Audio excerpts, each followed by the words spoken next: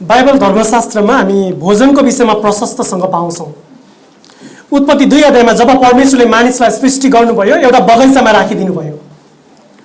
त्यो बगैँचामा मानिसलाई तिनीहरूले त्यहाँको भोजन, त्यहाँका फलफुलहरू खान सक्छौ भनेर उहाँले अनुमति दिनुभएको थियो। बाइबल धर्मशास्त्रमा भोजनको विषयमा वा खानेकुराको विषयमा प्रशस्तसँग हामीले पाउँदछौँ।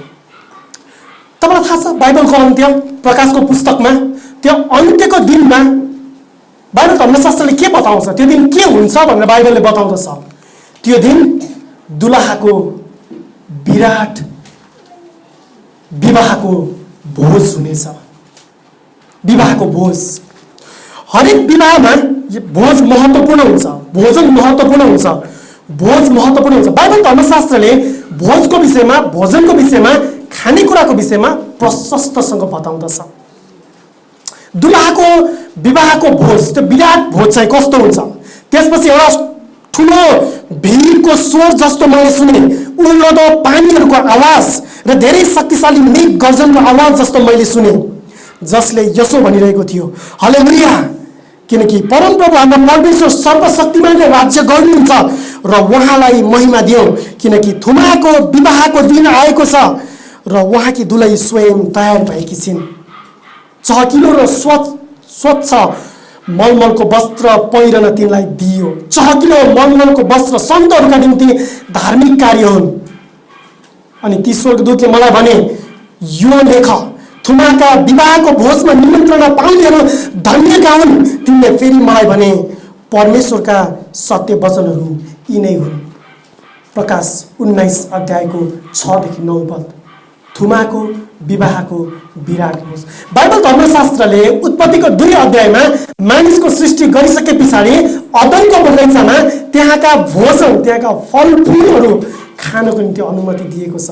अनि त्यो दिन, जुन दिनको हामी प्रतीक्षा गरिरहेका छौँ, जब हामी थुमालाई भेट्छौँ, जब हामी दुलहालाई भेट्छौँ, त्यो दिन विराट विवाहको भोजमा हामी फेरि पनि सहभागी हुनेछौँ।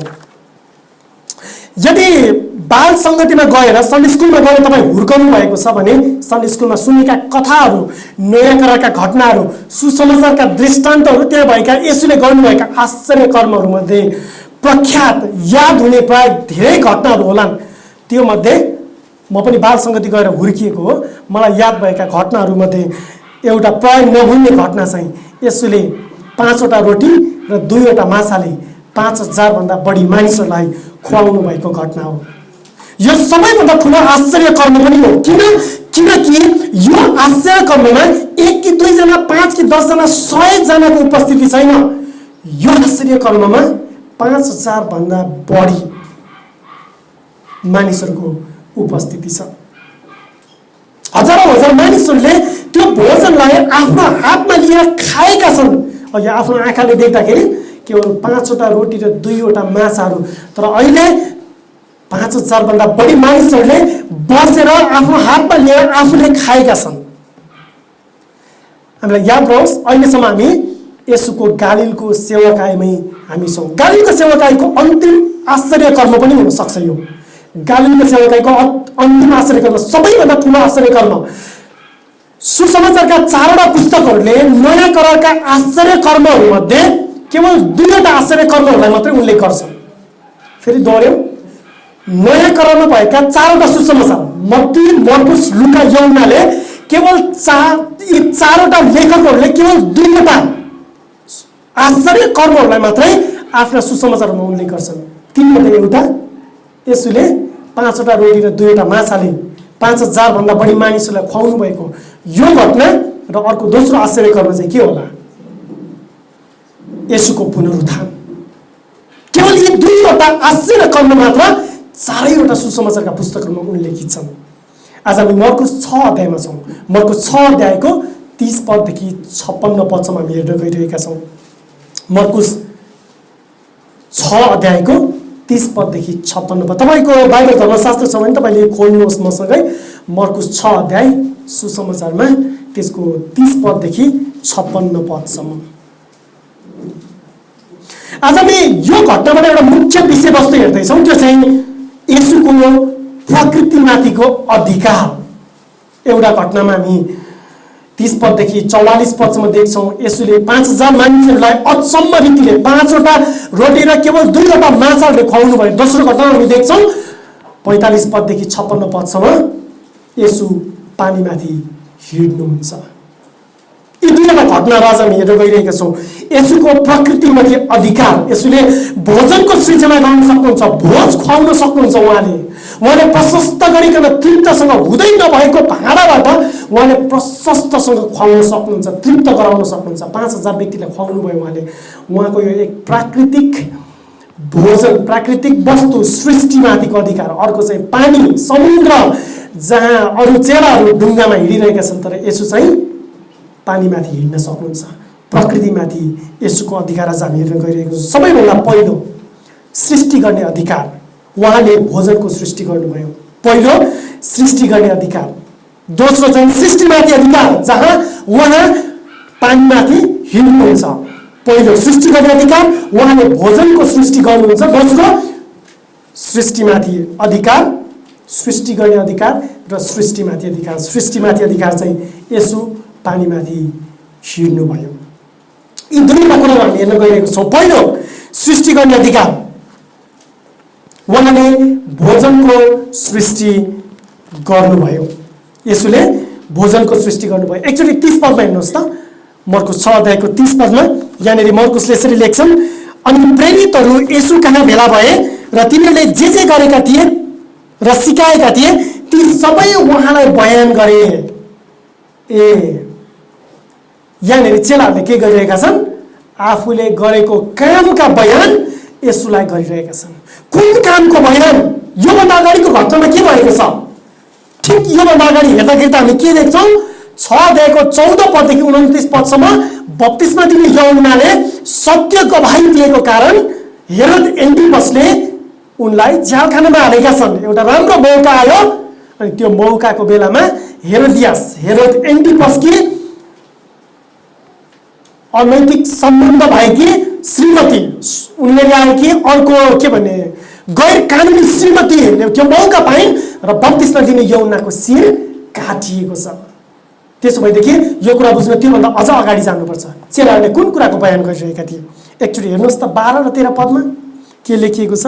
12 र 13 पदमा, तब तिनीहरू निस्केर गए, मानिसहरूले पश्चाताप गरून् भनी प्रचार गरे। तिनीहरूले धेरै भूतहरूलाई निकाले र धेरै रोगीहरूलाई त्यसले अभिषेक गरेर निको पारे। त्यसो भएदेखि 30 पदमा चेलाहरूले व्याख्या गर्दै गरेको, यसलाई आएर बताएको रिपोर्ट, प्रतिवेदन चाहिँ के को बारेमा हो?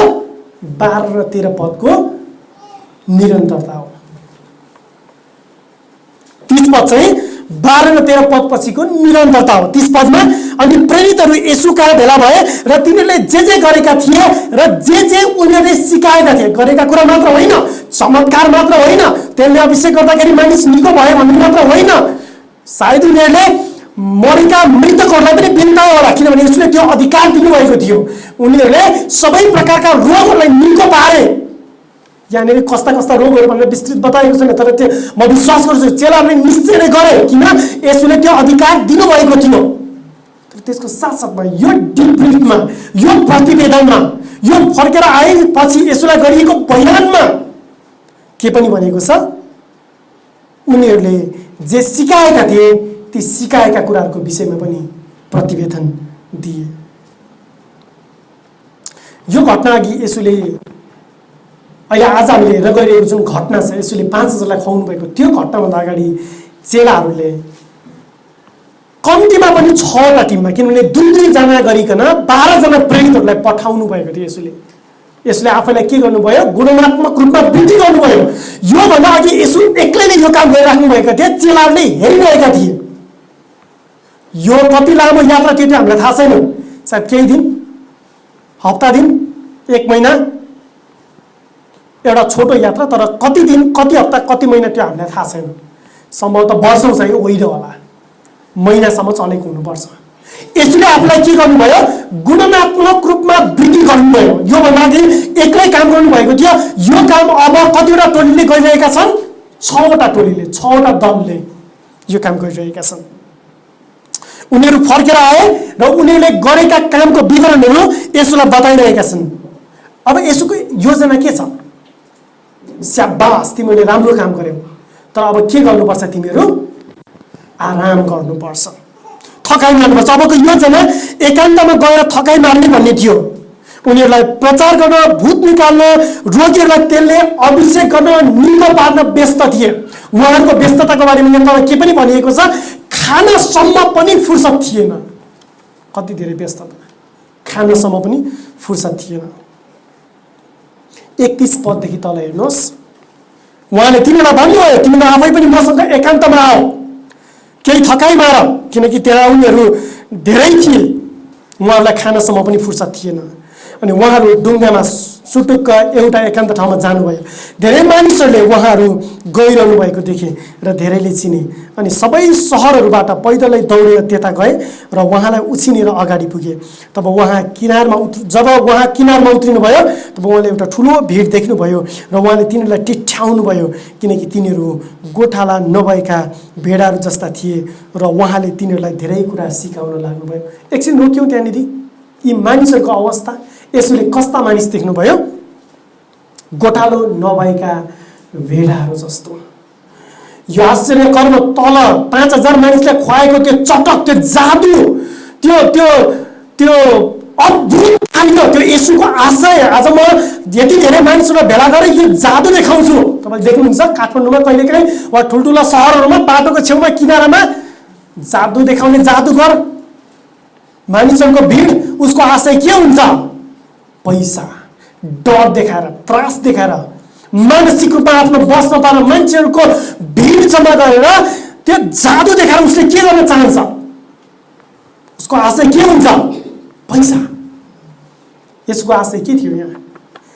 कि यसलाई 5000 भन्दा बढी मानिसलाई खुवाउनु त्यो दरकार थियो, आवश्यकता थियो, उहाँको इच्छा थियो। याद गर्नुपर्ने कुरा चाहिँ त्यहाँको सन्दर्भमा यी मानिसहरू कस्ता थिए? गोठाला बिनाका भेडाहरू जस्ता, निराश, असहाय, सहाराविहीन, भोजनविहीन, पानीविहीन, हेरचाह गर्ने व्यक्तिहरूविहीन, अगुवा नभएका। यसले के गर्नुभयो? सुरुमा तिनीहरूलाई धेरै कुरा सिकाउन लाग्नुभयो। सिकाउँदै गर्दा चाहिँ के भयो? 35 पदमा छौँ हामी अहिले। अनि जब दिन धेरै ढल्यो तब उहाँका चेलाहरूले उहाँलाई आएर भने, यो एकान्त ठाउँ छ र अब दिन धेरै ढलिसक्यो, मानिसहरूलाई बिदा दिनुहोस्। र तिनीहरूले वरपर बस्ती र गाउँहरूमा गएर आफ्नो लागि केही खानेकुरा किन्नु। तर उहाँले तिनीहरूलाई भन्नुभयो, तिनीहरूले नै तिनीहरूलाई केही खान देऊ। तर तिनीहरूले उहाँलाई भने, तर उहाँले तिनीहरूलाई भन्नुभयो, तिनीहरूले नै तिनीहरूलाई खान देऊ। तर तिनीहरूले उहाँलाई भने, के हामी गएर 200 दिनारको रोटी किनेर तिनीहरूलाई खान दिने र? उहाँले तिनीहरूलाई भन्नुभयो, तिमीहरूसँग कतिवटा रोटी छन्? गएर हेर। अनि तिनीले पत्ता लगाएर भने 5 रोटी र 2वटा माछा। 39 पदमा अनि उहाँले मानिसहरूलाई हरियो चौरमा दल बाँधेर बस्ने हुकुम गर्नुभयो। तिनीहरू 100 र 50 का ताँती लाएर बसे।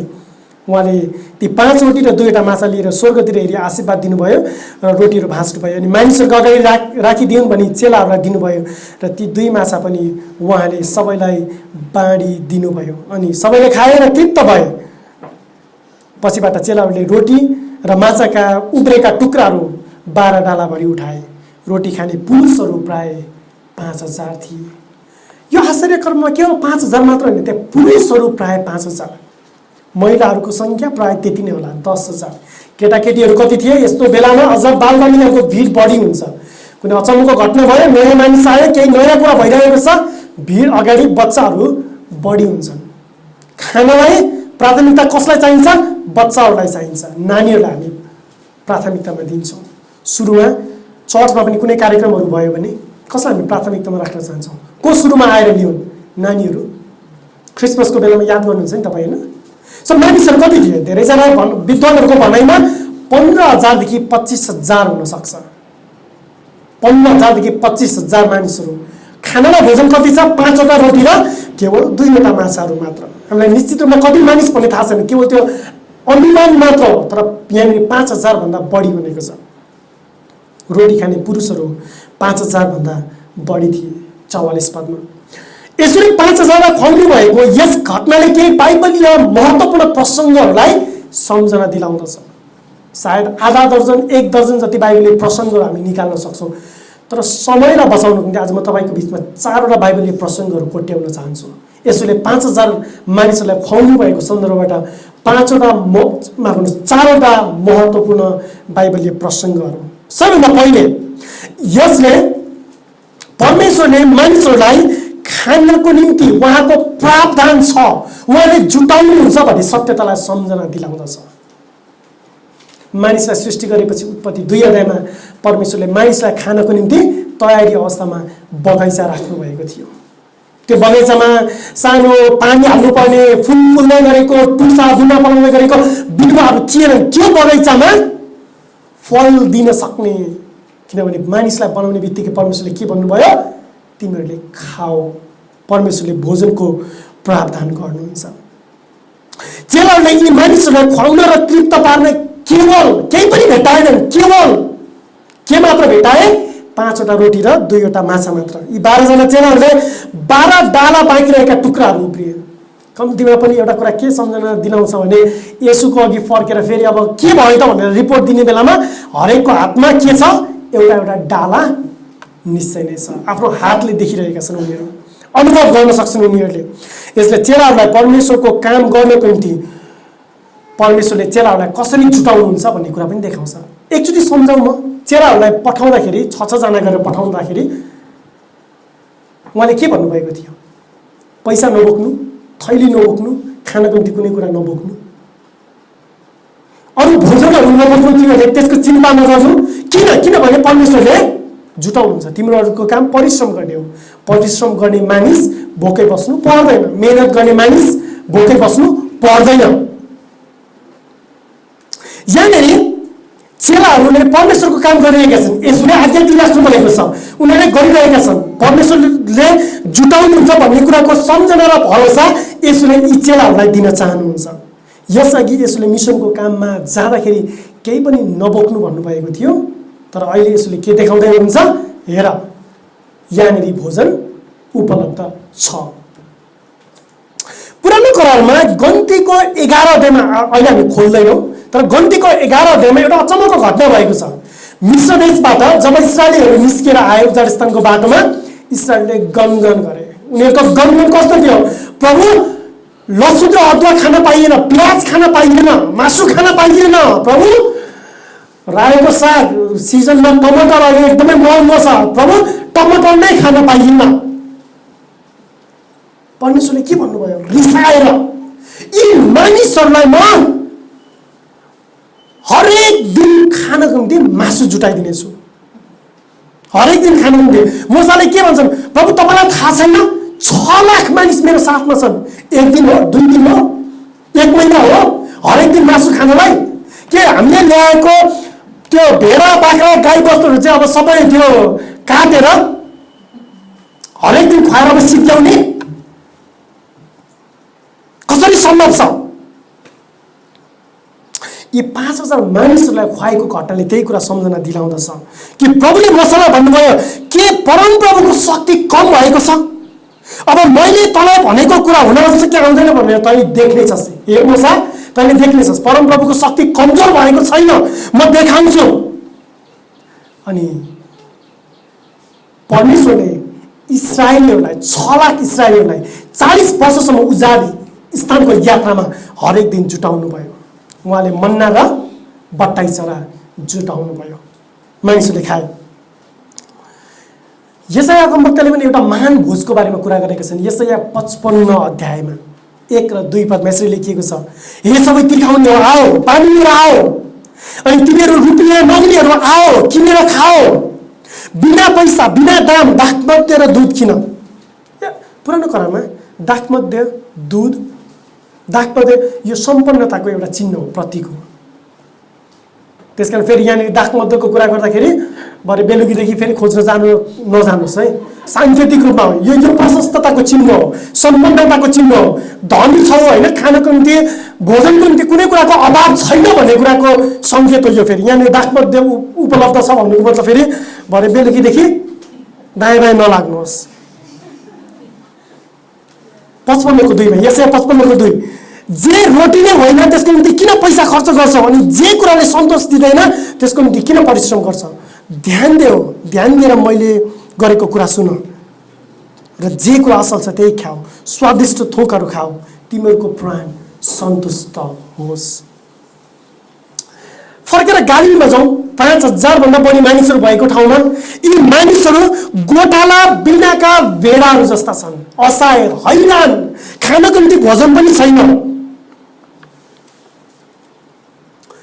तर यो अनन्तताको भोजनको एउटा संकेत हो अनन्तताको भोजको एउटा संकेत हो यहाँ 5000 मानिसले खाएका छन् भन्नुको मतलब भरे बेलुकी घरमा गएर 5 जनाको परिवारले फेरि 1 जनाको निम्ति पकाउने खाना भाँडामा पकाएर प्रभु मर्कुस 6 अध्यायमा 30 पददेखि 44 पदसम्म 5 वटा रोटी र 2 वटा माछाले पुर्याउनु भयो त्यो दाबी गर्नको निम्ति होइन तर एक दिन जब ख्रीष्ट आउनुहुन्छ नि त्यो दिन कोही पनि भोकै बस्नु पर्दैन अहिले हरेक वर्ष करिब 1 अरब मानिसहरू भोकमरीको चपेटामा छन् अहिले संसारमा करिब 1 अरब मानिसहरू पोषणयुक्त खानाको अभावमा छन् तर तपाईलाई थाहा छ किन अभाव हुने छैन यसुको वचन राजा हेरोद एन्टिपसले आफ्ना उच्च अधिकारी र अधिकारीहरूलाई दिएको त्यो भोज भन्दा निकै नै भिन्न छ यो भन्दा अघिल्लो हप्ता हामीले हेरेको थियौँ नि हैन हेरोद एन्टिपसले दिएको भोजमा आफ्ना उच्च अधिकारीहरू उसले निम्त्याएको थियो तर यसुले कसलाई उपलब्ध गराउनु भयो गालीलका असहाय मानिसहरूलाई साधारण मानिसहरूलाई अधिकारीहरूलाई हैन शासकहरूलाई हैन हाकिमहरूलाई हैन ठुला पाहुनाहरूलाई दिएको भोज भन्दा यो भिन्न छ किनभने यसु साँचो गोठाला हुनुहुन्छ आज बाइबल पाठमा हामीलाई अगुवाई गर्दै गर्दाखेरि डेभिडले पढ्दै हुनुहुन्थ्यो इजेकियल 34 अध्यायबाट दुईवटा गोठालाहरूको तुलना हामीले पढिरहेका थियौँ यसो त्यो गोठाला हुनुहुन्छ साँचो गोठाला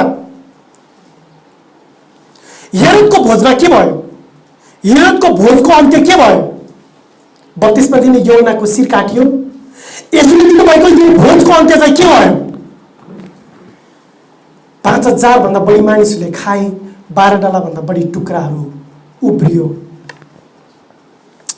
दोस्रो प्रसंग पहिलो परमेश्वरले जुटाउनुहुन्छ भोजन यो उहाँको विराट भोजको प्रावधानको एउटा सांकेतिक चित्र हो अहिले यसले देखाउँदै हुनुहुन्छ एउटा सानो चित्र एउटा सानो थोपाको रूपमा तपाईले लिन सक्नुहुन्छ दोस्रो यो भोजले पुरानो करारको इस्राएलीहरूको मिस्रबाट फर्किँदाखेरि उज्जाड स्थानको प्रस्थानलाई सम्झना दिलाउँदछ अघि हामीले गन्ती 11 अध्यायको प्रसंग मैले तपाईहरुको बीचमा बताउँदै थिएँ यसको अर्थ यो पनि हो कि यसो साँचो नयाँ महान मोसा हुनुहुन्छ 6 लाख इस्राएलीहरूलाई अगुवाई गर्ने मोसा 40 वर्षसम्म उ आफै प्रतिज्ञाको देशमा पुग्न सकेन उ आफै मरेर गयो त्यो भोज मोसाले जुटाएको भोजले पनि मानिसहरूलाई सन्तुष्ट र तृप्त बनाएर राख्न सकेको थिएन तर मलाई विश्वास गर्नुस् प्रिय यसुले जुन भोज दिनुहुन्छ नि कोही पनि असन्तुष्ट भएर बस्नु पर्दैन किनभने उहाँ महान नयाँ सधैँको निम्ति उच्च मोसा हुनुहुन्छ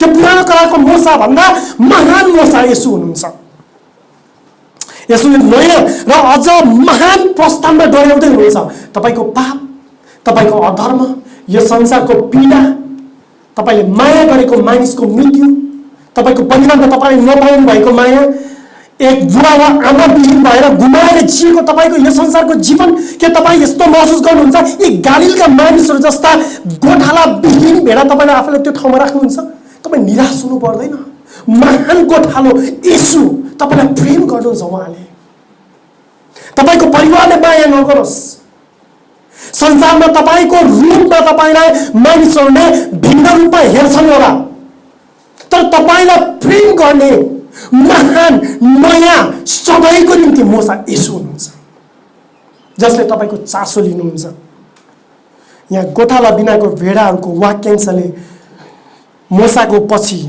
मोसा उनी पछिको साँचो अगुवाको आवश्यकताको बारेमा बताउँदछ गन्ती 27 अध्यायमा मोसाले आफ्नो मृत्युको बेलामा परमेश्वरलाई बिन्ती गरेका छन् आफू मर्ने बेलामा गन्ती 27 अध्यायमा मूसाले परमप्रभुलाई भने सारा मानव जातिका आत्माका परमप्रभु परमेश्वरबाट नै यस समुदायमाथि एकजना मानिस नियुक्त होस् जो तिनीहरूका अघि बाहिर जानेछन् र भित्र आउने तिनीहरू हुन्, जसले तिनीहरूलाई अगुवाई गरेर लैजान्छन्, तिनीहरूलाई भित्र ल्याउनेछन्। यसरी परमप्रभुका मानिसहरू गोठाला नभएका भेडाहरू जस्ता नहुन्।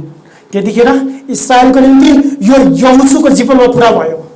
तर यहोशु त्यो अगुवा होइन जसले अनन्तताको राज्यमा डोर्याउन सक्छन्।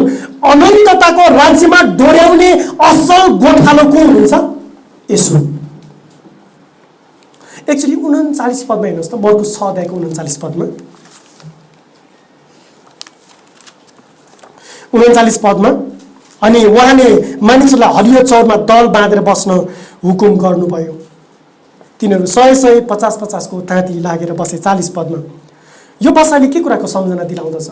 100 50 को ताँती यदि सबै मानिस लाइनमा त्यसरी मिलेर बन्ने हो भने एउटा आयत आकार बन्छ। बुझ्नुहुन्छ नेपाली भाषामा आयत आकार?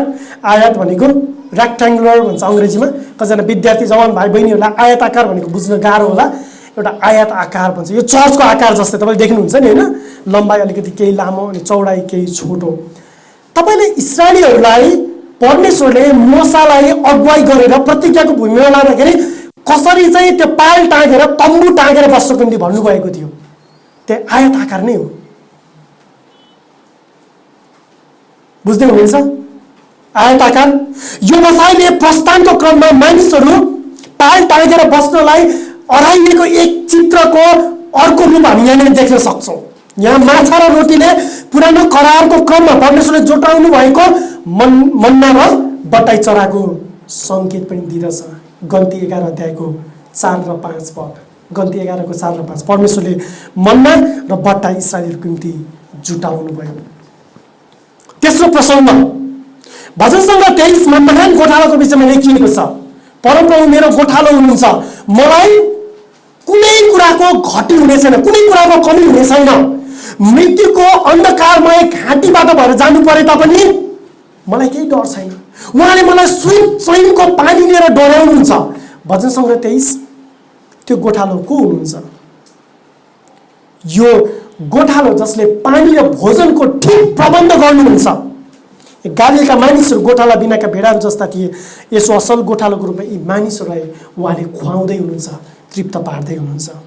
गोठालोको आधारभूत जिम्मेवारी भनेको खाना र पानी जुटाइदिनु हो।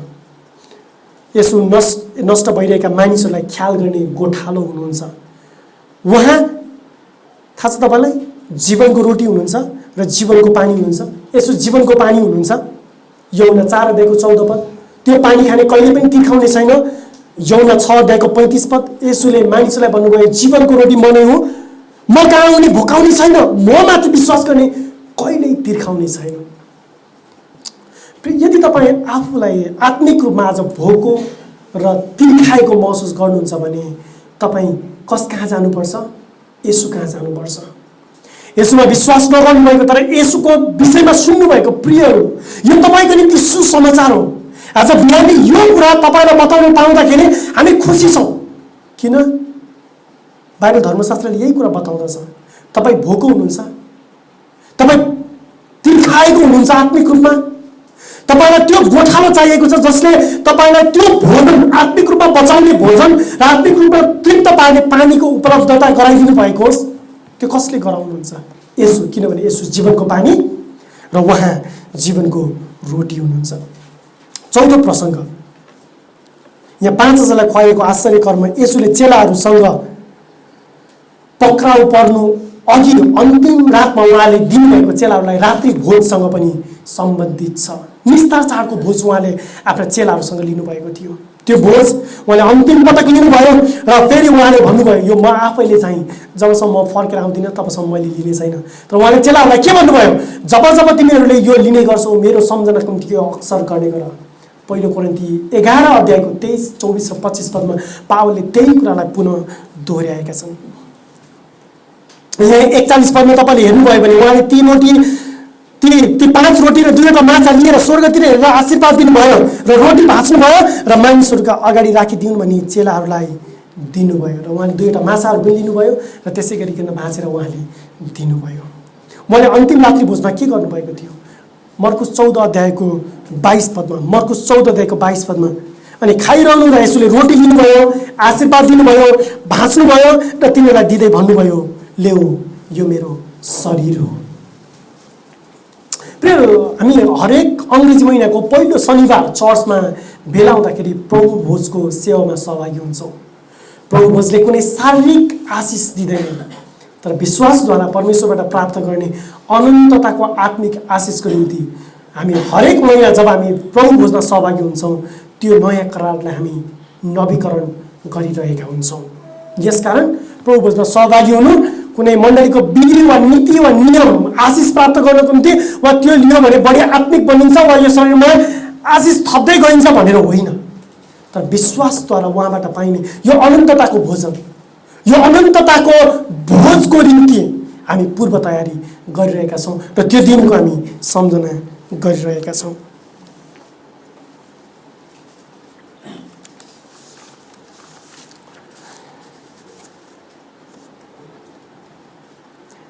यहाँनिर चेलाहरूले के भने यी मानिसहरूलाई खुवाउनको निम्ति हामीसँग त्यति रोटी छैन। यसोले भन्नुभयो तिमीहरूले खुवाऊ। चेलाले भने 200 दिनार पैसा चाहिन्छ। त्यो भनेको करिब करिब अनुमानित रूपमा त्योभन्दा बढी पनि हुनसक्छ, कम पनि हुनसक्छ। कोही एकजना व्यक्तिको 200 दिनको कमाई हुनसक्छ। एक दिन बराबर एउटा चाँदीको सिक्का दिनार एक दिनको कमाई। त्यसो भएदेखि एकजना व्यक्तिको 200 दिनको कमाई सम्भवतः। दुईवटा चेलाहरूको भनाइको प्रतिक्रियाको आशय के हो? पहिलो, उनीहरू गएर आफै खाउन्, कि हामीले किन चासो लिनु? साँझ परिसक्यो, भोकाएका छन्, आफै जाउन् र गाउँघरतिर खोजेर खाउन्। दोस्रो, पैसा छैन, हामीसँग 200 दिनार चाहिन्छ। यी मानिसहरूलाई खुवाउनको निम्ति पैसा छैन, 200 दिनार चाहिन्छ। के हामीले गएर 200 दिनारको रोटी किनेर यिनीहरूलाई खाना दिने र? यसले यो मौकाको रूपमा लिनुभयो, समस्या होइन। अब के गर्ने चिन्ताको विषयको रूपमा होइन, तर पिताको महिमाको निम्ति उहाँले यसलाई प्रयोग गर्नुभयो र मानिसहरूलाई तृप्त गराउनु भयो। यसलाई अलिकति साँगुरो बनाएर सोचौँ। यसो तपाईँको निम्ति गोटालो हुनुहुन्छ, तपाईँको निम्ति, यी मानिसहरूको गालीका मानिसहरूको निम्ति मात्र होइन, तपाईँ र म प्रत्येक मानिसको निम्ति उहाँले तपाईँको आत्माको चासो लिनुहुन्छ। यसै कारण उहाँ बलिदान हुनुभयो, क्रुसको मृत्यु उहाँको निम्ति थिएन, आफ्नो निम्ति होइन। कसको निम्ति? तपाईँको र मेरो निम्ति क्रुसको मृत्यु। यसोलाई विश्वास नगर्नुभएका प्रियहरू, तपाईँले यसोमाथि विश्वास किन गर्नुपर्छ? किनभने यसो तपाईँको निम्ति, तपाईँको प्रायश्चितको निम्ति उहाँ मर्नु भएको हो। हाम्रो आफ्नो असल कामले, हाम्रो गुणले, हाम्रो विशेषताले, हाम्रो परिश्रमले, हाम्रो अनुभवले हामीले प्राप्त गर्न सक्दैनौँ, केवल विश्वासद्वारा मात्र। गएको हप्ता शक्तिशाली बत्तिस मण्डलीमा चर्चको हाम्रो मण्डलीको करारको विषयमा हामीले कुरा गरेका थियौँ। सायद तपाईँले पढ्नुभयो वा यहाँ अगाडिबाट भाइ हेमन्तले अगुवाई गर्दै गर्दाखेरि 8औं नम्बर बुदामा तपाईँले ध्यान दिनुभयो भने त्यहाँनिर यसरी लेखिएको छ, यस मण्डलीको सेवाकाई, मण्डलीको आवश्यक खर्च, सारा जातिहरूमा सुसमाचार प्रचार र खाँचोमा परेकाहरूका सहायताको निम्ति हामी उदार चित्तले निरन्तर दिनेछौँ। त्यो करार प्रभुको अनुग्रह भयो भने अबको 2 महिनापछि जब मण्डलीको सदस्यहरूले हामीले भोट गर्छौँ अनि यसले हामीलाई के कुरामा निश्चयता दिलाउन सक्नुपर्छ भन्दाखेरि हामी दिन तयार हुनुपर्छ, खाँचोमा परेका मानिसहरूका निम्ति पनि। यो हामीले कसरी गर्न सक्छौँ? सायद एउटा उपाय मण्डलीमा सायद महिनामा एकचोटि सहायताको निम्ति वा दयाको सेवाको निम्ति, बिरामीहरूको निम्ति, रोगीहरूको निम्ति वा खाँचोमा परेकाहरूको निम्ति हामीले सायद भेटी उठाउनुपर्छ कि त्यो राम्रो मौका चाहिँ प्रभु भोजको दिनमा हुनसक्छ। प्रभुले हामीलाई त्यो भोजबाट, अनन्तताको भोजको स्मरण दिलाउँदै हुनुहुन्छ। हामीले पनि अरू मानिसहरूको निम्ति आफ्नो भोजनबाट, घरमा हामीले खानेकुराहरूबाट केही कुरा छुट्याएर अरू मानिसहरूको निम्ति सेवा गर्नको निम्ति दिनुपर्छ। विवाहित मण्डलीका, यस मण्डलीका सदस्यहरूको निम्ति जो विवाहितहरू हुनुहुन्छ, तपाईँ परिवारमा बस्नुहुन्छ, तपाईँहरूको निम्ति एउटा प्रश्न सोध्न चाहन्छु। तपाईँहरूले आफ्नो घरमा अतिथि सत्कारको निम्ति आफ्ना चर्चका सदस्यहरूलाई बोलाउनुहुन्छ? विशेष जवान भाइ बहिनीहरू जो एक्लो विश्वासीहरू हुनुहुन्छ, जो एक्लै एउटा कोठामा बस्नुहुन्छ, तपाईँ परिवारमा बस्नुहुन्छ र तपाईँ घरमा बस्नुहुन्छ भने तपाईँको निम्ति एउटा राम्रो मौका चाहिँ अतिथि सत्कारको निम्ति मण्डलीका बाँकी सदस्यहरूलाई निम्त्याउनुहोस्। यसको मतलब फेरि हरेक दिन घरमा भोज लाउनुपर्छ भनेको होइन। राम्रो मौका, तपाईँको घरमा छोराछोरीको जन्मदिन वा कुनै अवसर छ, त्यो बेलामा बोलाउनुहोस्। शारीरिक रूपमा आफ्ना आफन्त पर्ने व्यक्ति यो मण्डलीका सदस्य छन् र तिनीहरूलाई मात्र बोलाउने होइन। तर के गर्न सक्नुहुन्छ तपाईँले? किनभने मण्डलीका सदस्यहरू चाहिँ हाम्रो आत्मिक परिवारका सदस्यहरू हुन्। हामीले के गर्नुपर्छ? केवल शारीरिक नाता पर्ने सदस्यहरूलाई मात्र आफ्नो घरमा बोलाउने होइन, तर प्रत्येक सदस्यहरू हाम्रो परिवारका सदस्यहरू हुन्, आत्मिक परिवारका सदस्यहरू हुन्। यसकारण तपाईँले आफ्नो घरमा कुनै विशेष अवसरहरूमा अतिथि सत्कार गर्नको निम्ति, घरमा बोलाएर सँगै प्रार्थना गर्नको निम्ति, बाइबल अध्ययन गर्नको निम्ति मण्डलीका अरू सदस्यहरूलाई बोलाउनुहोस्। तपाईँ घरमा हुनुहुन्छ, परिवारमा हुनुहुन्छ, तपाईँको निम्ति राम्रो मौका हुनसक्छ। म चर्चको पास्टर भएको कारणले मलाई बोलाउनुपर्छ भन्ने छैन। तपाईँ सबैको घरमा मलाई निरन्तर त्यस्ता अवसरहरूमा बोलाउनु भयो भने सम्भवतः तपाईँ निराश हुनुहुनेछ। मैले कहिल्यै पटक मनाउन सक्दिनँ, म भ्याउँदिनँ भनेर मैले भन्नुपर्छ। तर मण्डलीका अरू सदस्यहरू पनि छन्, मण्डलीका अरू अगुवाहरू पनि छन्, उहाँहरूलाई तपाईँले बोलाउन सक्नुहुन्छ। अरू सदस्यहरूलाई बोलाउनुपर्छ। तपाईँले अरूहरूलाई बोलाउनु भएर मलाई बोलाउनु भएन भने म निराश हुँदैन, त्यसले मलाई अझ बढी खुसी तुल्याउँछ, मलाई आनन्द तुल्याउँछ। किनभने मण्डलीका सदस्यहरू एकले अर्कोलाई अतिथि सत्कार गर्दै हुनुहुन्छ, प्रेम र वास्ता गर्दै हुनुहुन्छ। मेरो निम्ति त्योभन्दा आनन्दको कुरा के हुनसक्छ? मलाई बोलाउनुभन्दा मण्डलीका अरू सदस्यलाई बोलाएर अतिथि सत्कार गर्नुभयो भने त्यसले मलाई आनन्द दिन्छ। कारण त्यो मौकाहरू प्रयोग गर्नुहोस्, बोलाउनुहोस्, आफ्नो घरमा अतिथि सत्कार गर्नुहोस्। पहिलो, यसुसँग सृष्टि गर्ने अधिकार छ। यसुले 5000 मानिसहरूलाई खुवाउनु भयो। दोस्रो, अब हामी हेर्दैछौँ सृष्टिमाथि अधिकार। यसु पानीमाथि हिँड्नुभयो, यसु पानीमाथि हिँड्नुभयो। 45 देखि 56 पदसम्म। यहाँनिर यो अचानक वा बिना योजना भएको घटना होइन।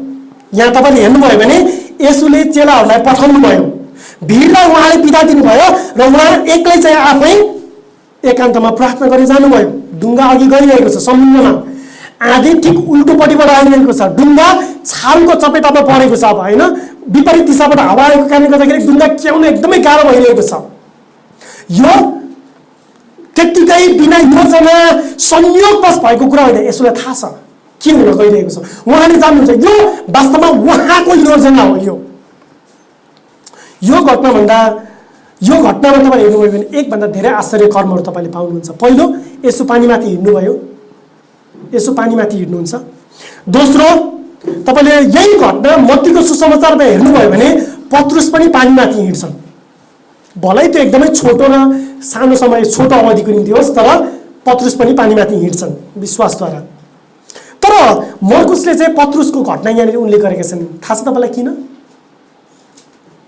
हामीले सन्दर्भ अनुसार बाइबल किन पढ्नुपर्छ? महत्त्वपूर्ण कुरा चाहिँ किनभने मर्कुसले यो सुसमाचार लेख्नको निम्ति त्यो तथ्यहरू, विवरणहरूको सङ्कलन कसबाट सुनेका हुन्? पत्रुसबाट। पत्रुस विश्वास गरे तापनि डराएको कारणले गर्दाखेरि, आउँदै गरेको छाल आँधीले डराएको कारणले गर्दाखेरि उनी डुब्न लागेका छन्। मर्कुसले पत्रुसको बारेमा नकारात्मक कुरा लेख्न, त्यो टिप्पणी उल्लेख गर्न चाहँदैनन्। मत्तीले चाहिँ उल्लेख गरेका छन्, बतास जोडले चलेको कारण पत्रुस डराएर डुब्न लागे। यो पत्रुसको विषयमा नकारात्मक टिप्पणी हो। अर्को पनि एउटा कुरा सम्झाउँ म यहीँनिर, हामी मत्तीको सुसमाचारमा त जाँदैनौँ, तर मैले फेरि यो बताइराखेँ भने महत्त्वपूर्ण जानकारी हुनसक्छ तपाईँलाई। पत्रुस पहिलोचोटि उठेर बोलेको चाहिँ आजको पाठमा हेरेको घटनामा हामी के देख्छौँ? पत्रुस पहिलोचोटि उठेर बोल्दैछन् चेलाहरूभन्दा अगाडि। पहिलोचोटि करिब 1 वर्षको सेवाकाईको अन्त्यमा। यो उसो पत्रुसले तपाईँ कुन रूपमा देख्नुहुन्छ? बढी बोल्ने, चतुर, छट्टु, बोलिहाल्ने, बोल्नुपर्ने, जवाफ फर्काइहाल्नु पर्ने। यहाँदेखि उसो चेलाहरूको एक प्रवक्ताको रूपमा उनले काम गरेका छन्। यो चाहिँ पहिलो पटक हो प्राय उनले बोल्न सुरु गरेको। यहाँनिर तेस्रो आश्चर्यकर्म भएको छ, यसो डुङ्गामा चढ्नु हुने बित्तिकै बतास थामियो। तपाईँले हेर्नुभयो भने यसो डुङ्गामा चढ्नु हुने बित्तिकै बतास यहाँनिर थामिएको छ। चौथो, यसुलाई चेलाहरूले खुसी साथ डुङ्गामा राखे र डुङ्गामा राखेपछि के भयो? डुङ्गा तुरुन्तै किनारामा पुग्यो भनेर भनेको छ। त्यो स्पिड कतिको थियो हामीलाई थाहा छैन, तर त्यहाँनिर तुरुन्तै भन्ने शब्द प्रयोग गरिएको छ। डुङ्गा तुरुन्तै, चाँडै नै किनारामा पुग्यो। त्यो चाहिँ यौना 6 अध्यायको 21 पदमा पनि हामी पाउँछौँ। यसोले चेलाहरूलाई किन त्यो ठाउँबाट छोडेर जान भन्नुभयो? पहिलो कारण, म दुईवटा कारण बताउँछु। पहिलो कारण, यस कारणले कि यो कारण चाहिँ यौनाले दिएका छन्। यौनाले के भन्छन्? यसुले 5000लाई खुवाउनु भए पछाडि के भयो त्यहाँनिर? गालीलका मानिसहरूले के विचार गरे? यसुलाई राजा बनाउने विचार गरे। यौनाले यो घटनालाई लेख्दाखेरि यौना 6 को 14 र 15मा यसरी लेखिएको छ, यसकारण उहाँले गर्नुभएको यो चिन्ह लेखेर ती मानिसहरूले भने संसारमा आउने अगमवक्ता साँच्चै उहाँ नै हुनुहुँदो रहेछ। तिनीहरू आएर उहाँलाई बलजफ्तीसँग लगी राजा बनाउन खोज्दैछन् भन्ने थाहा पाएर यसु एक्लै डाँडामा जानुभयो। मानिसहरूले के गरिरहेका छन्? यसुलाई राजा बनाउने कोसिस गरिरहेका छन्। त्यसकारण यसुले के भन्नुभयो? अब यो भिडसँग बसिराख्नु ठिक छैन। उता हेरोद एन्टिपस त्यतिकै रिसाइरहेका छन्, यहुदीहरू त्यतिकै रिसाइरहेका छन्। अब यी मानिसहरूले मलाई अर्को राजा बनाए भने यहाँनिर अर्को कु हुन्छ। बुझ्नुहुन्छ? कु भनेको एउटा सत्ता, एकजनाको सत्ता हुँदै अर्को सत्ता विद्रोह गरेर सत्ता हत्याउनु, त्यही हुन जान्छ। त्यसकारण यसले भन्नुहुन्छ ल तिमीहरू गइहाल। यसले तुरुन्तै भिडलाई बिदा दिनुभयो, एकान्तमा गएर प्रार्थना गर्नुभयो, अनि उहाँ पछिबाट समुद्रमा पानीमाथि हिँड्दै आउनुभयो।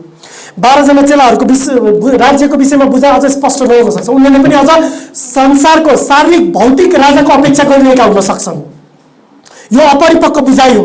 यसो शारीरिक राजा राजनीतिक शक्ति स्थापना गर्नको निम्ति आउनु भएको थिएन संसारमा। चेलाहरू भर्खरै सफलता र उत्साहजनक मिसनको यात्राको सफलताबाट फर्किएका छन्। उनीहरूले सुसमाचार प्रचार गरेका छन्, उनीहरूले बिरामीलाई निको पारेका छन्, भर्खरै 5000 मानिसहरूलाई भोजन दिएको छ। उनीहरू आत्मिक रूपमा उच्च स्थानमा छन्, तर शारीरिक रूपमा यो बेलामा उनीहरूले अवसर गुमाउन सक्ने सम्भावना छ, अथवा उनीहरू शारीरिक रूपमा परीक्षामा पर्न सक्ने सम्भावना पनि छ। हामी यो कुरा ठिक हो, हामी होसियार हुनुपर्छ। जब हामी विश्वास र आत्मामा हामी सन्तुलित हुन्छौँ, हामी उच्च स्थानमा हुन्छौँ, हामी भौतिक र शारीरिक रूपमा पनि ठिक ठाउँमा हुन आवश्यक छ। हामीले शारीरिक चुनौतीहरूलाई पनि सामना गर्न सक्नुपर्छ। यसको निम्ति हामी आत्मिक रूपमा केवल बालक भएर पुग्दैन, तर हामी आत्मिक रूपमा परिपक्व र बलियो हुनुपर्छ। यसअघि यसले आदि शान्त पार्नु भएको थियो, त्यो पनि उहाँले चाहनु भएको थियो। उहाँले भन्नुभएको थियो आओ हामी पारिपट्टि जाउँ। त्यो बिचमा पनि अचम्मको काम भयो होइन? यसले आदिलाई शान्त पार्नुभयो समुद्रको बिचमा। हामीले केही हप्ता अगाडि मर्कुस 5 अध्यायमा हेरेका थियौँ। प्रेरित 4 अध्यायमा जब 5000 मानिसहरूको बत्तिसमा भयो, त्यो पछाडि के भयो? मण्डलीलाई सतावटको आँधी आयो। 5000 मानिसलाई विश्वासमा ल्याए पछाडि मण्डलीलाई सतावटको आँधी आयो। हाम्रो विश्वासको हरेक अनुभव र जाँचले हामीलाई बढी विश्वास र साहस दिनुपर्छ। पहिलो पटकको घटनामा चेलाहरू समुद्रमा डुङ्गामा हुँदाखेरि यसो सँगै हुनुहुन्थ्यो त्यो डुङ्गामा, तर पनि उनीहरू डराए। अहिले यसो पानीमाथि हिँडेर आइराख्नु भएको छ, अहिले पनि उनीहरूले चिनेनन् र उनीहरू डराए। एक किसिमले हेर्दाखेरि यो दुवै घटना, आज हेरेको 5000लाई खुवाएको घटना र यसो पानीमाथि हिँड्नु भएको घटनाले के देखाउँछ? चेलाहरूले अझ पनि यसोलाई ठिकसँग चिनेका छैनन्। उहाँले भोजन जुटाउन सक्नुहुन्छ भन्ने कुरा उनीहरूलाई विश्वास छैन। 200 चाँदीका दिनार चाहिन्छ भनेर अझ भन्छन्। यसो पानीमाथि हिँड्नु हुँदाखेरि त्यतिखेर उनीहरूले के भन्छन्?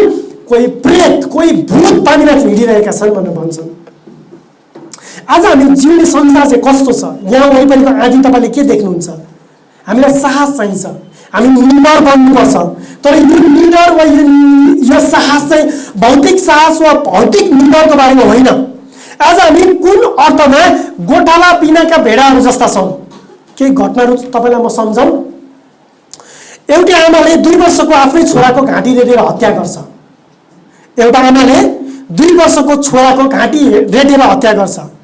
जेठाजुले बुहारीलाई 100औं पटक खुकुरीले हानेर आफ्नै घरमा हत्या गर्छ, मार्छ। एउटा धामीले शक्ति आर्जन गर्नको निम्ति देवीको शक्ति प्राप्त गर्न सक्छु भनेर एउटा बालकलाई अपहरण गरेर उसको घाँटी काटेर हत्या गर्छ। श्रीमान र परिवारका 5 जना सदस्यहरू मिलेर आफ्नै श्रीमती र परिवारको आफ्नै बुहारीलाई हत्या गर्छन्। श्रीमानले प्रेम विवाह गरेको श्रीमती भारतको एउटा कोठीमा लगेर रुपैयाँ पैसामा त्यही श्रीमानद्वारा बेचिन्छन्। श्रीमान र श्रीमतीको छोडपत्र गर्ने क्रम दिनदिनै बढ्दो छ। बाटोमा हिँडिरहेकी एकजना किशोरी सुरक्षित हुँदिनन्, उनलाई तेजाबले उनको अनुहारमा प्रहार गरिन्छ। एउटा किशोरी बाटोमा कोटेश्वर जस्तो बजारमा हिँडिरहँदाखेरि खुकुरी प्रहार हुन्छ उनीमाथि। परिवारका 9 जना सदस्यहरू एकजना व्यक्तिद्वारा एउटा खुकुरीद्वारा एउटा रात केही घण्टाको बीचमा हत्या गरिन्छन्। नातिनीलाई हजुरबाले बलात्कार गर्छन् र त्यो नातिनीको पेटमा 6 महिनाको शिशु हुर्कदै गरेको छ। अरु कति चाहियो? यो संसार कति दुष्ट छ, कति क्रूर छ। यी घटना दिनदिनै बढ्दै गइरहेका छन्। तपाईको जीवनको सबै आदिहरू केवल परमेश्वरको शक्तिमा मात्र तपाईले विजय प्राप्त गर्न सक्नुहुन्छ, अरु कहीँ पनि छैन। संसारको सत्तामा, संसारको शक्तिमा, संसारका शासकहरूबाट तपाईले प्राप्त गर्नुहुन्छ हुन्न। तर कतिवटा आदिहरू चाहिँ आफै पनि आउँछ है। फेरि एउटा बाइबलले उदाहरण दिउँ, योनाको घटना बाइबलमा परमेश्वरले दिनुभएको बोलावटबाट भागेर जाँदाखेरि माछाको पेटमा 3 दिन 3 रातसम्म। तपाईँ राति समयमा सुत्नुहुन्न होइन, अनि शनिबार जब चर्चमा आउनुहुन्छ अनि निन्दा लाग्छ, आइ गऱ्यो होइन, समयमा नसुते शनिबार छुट्टियो भन्ने लाग्छ, फेसबुक चलायो, फिल्म हेऱ्यो, के गर्यो, ढिलोसम्म बाहिर घुम्न गयो, बितायो, अनि भोलिपल्ट हत्तेरीका शैतानले त मलाई बचाउनै सुन्नु दिएन हौ, अल्छिँदै आयो। पास्टरले बोलेको वचन मैले बुझिनँ, मलाई बाइबल पढ्ने र प्रार्थना गर्ने बेलामा कस्तो निन्द्रा आउँछ, जागरै चल्दैन। तर सामाजिक सञ्जालमा वा अरू कुरामा समय बिताउने बेलामा केही पनि हुँदैन। फेरि आफूले निम्त्याएको आदि मैले भन्न खोजेको चाहिँ प्रिय, हामीले कसरी आफूलाई अनुशासनमा राख्नुपर्छ आत्मिक रूपमा वृद्धि हुनको निम्ति हामी आफैले सिक्नुपर्छ। 49 देखि 52 पदमा तिनीहरूले उहाँलाई समुद्रमा हिँडिरहनु भएको देखेर प्रेतो भन्ठाने र तिनीहरू चिच्चाए, किनकि उहाँलाई देखेर तिनीहरू सबै डराए। तर झट्टै उहाँले तिनीहरूलाई भन्नुभयो, ढाडस गर, नडराऊ। अनि उहाँले तिनीहरूको डुङ्गाभित्र चढ्नुभयो र बतास थामियो। अनि तिनीहरू अत्यन्तै अचम्मित भए, किनकि तिनीहरूले रोटीको विषयको कुरा बुझेकै थिएनन्, तर तिनीहरूको हृदय कठोर भएको थियो। यहाँनिर रोक्नुपर्छ होला, यो प्रसङ्ग किन पनि महत्त्वपूर्ण छ। यसो पानीमाथि हिँड्नुभएको, यहाँनिर यसो डुङ्गामा चढ्दाखेरि आदि शान्त भएको किन पनि आवश्यक छ। अझसम्म पनि के कुरा भइरहेको छ उनीहरूको बिचमा, कसरी भयो त्यो? यसो त्यहाँ हुनुहुन्न, चेलाहरू डुङ्गामा छन्, उनीहरूलाई के लागिरहेको छ? त्यो 5वटा रोटी र 2वटा माछाले 5000 भन्दा बढी यत्रो धेरै मानिसहरूलाई खुवाउन कसरी सम्भव भयो? अझ पनि बुझेका छैन। उनीहरूको हृदय कठोर भएको छ।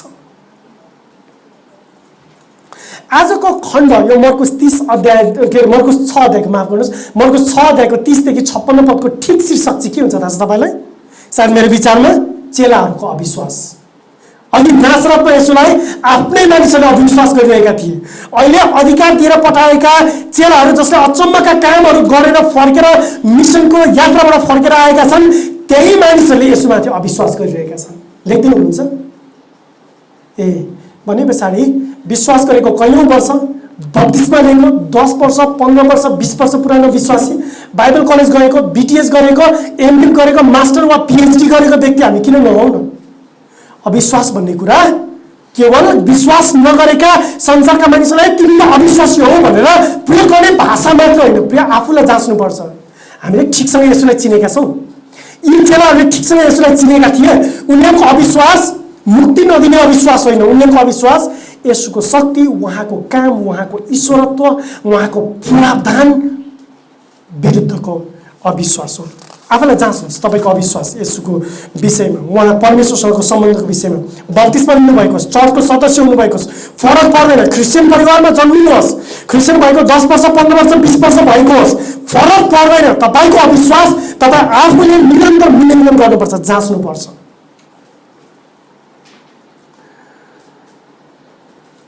सम्भवतः